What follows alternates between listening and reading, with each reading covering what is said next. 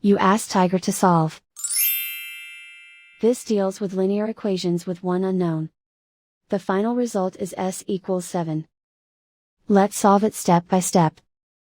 Simplify the expression. Expand the parentheses. Simplify the arithmetic. Group like terms. Multiply the coefficients. Group all constants on the right side of the equation. Add 24 to both sides. Group like terms. Simplify the arithmetic.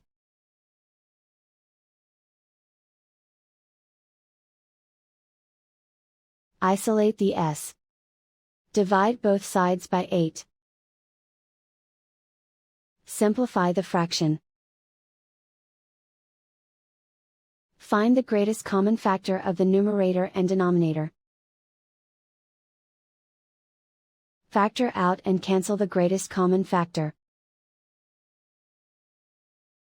And so the final result is s equals 7.